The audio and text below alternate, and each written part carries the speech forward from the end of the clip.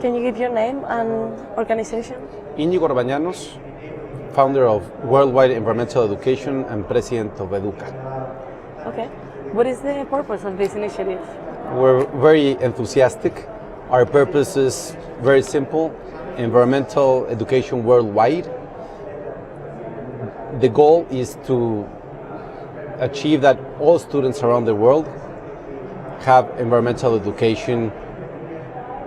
That's the main purpose of our strategy. All the children in the world having environmental education? Yes. How are you going to make that possible? Yeah. We have three main strategies.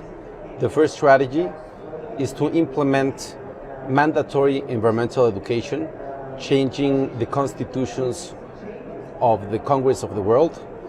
And Mexico has already achieved this goal.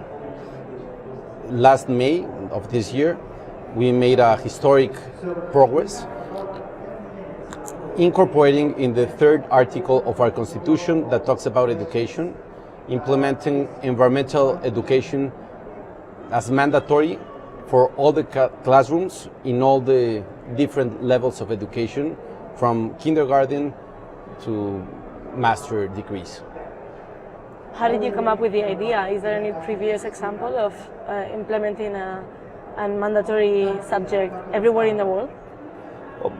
We know that some other countries around the world have done it, very few. In Mexico, there's many years of progress made, but unfortunately, with different governments, some progress have been not implemented. Therefore, about 8 years ago, some NGOs called Telar Social, the Hunger Project, EDUCA, Reversible, and some others gathered and suggested the Congress to implement this mandatory incorporation of environmental education. So it has been a work of around 8 years, and we're extremely happy that in November we gave this suggestion again to the new government and to the new Congress. We had some important conversations with senators of the different parties, and in May we made this historic achievement. And is there any plan for the environmental education to be implemented? For example, would it be at one subject, or would it be transversal throughout the whole education program?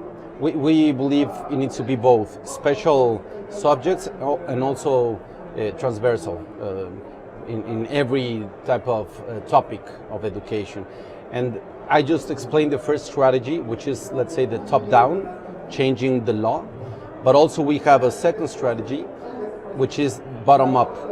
And in there, the objective is that convince school by school to become eco school or green school with an important certificate. So this initiative, Worldwide Environmental Education, has had important conversation with different foundations. The most important is Foundation for Environmental Education, that has a certificate called Eco School.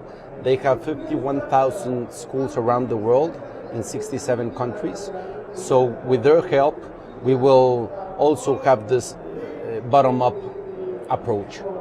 Do you expect it to be signed by countries at the COP25 or at the COP26? The goal is to suggest this proposal in this COP and make an agreement in COP26 in Glasgow.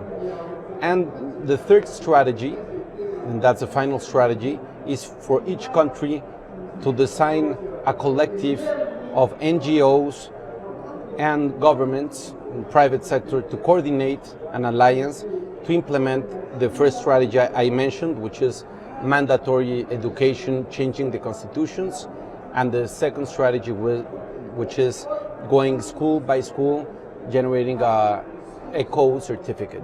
Okay, thank you. Thank you very much for the opportunity.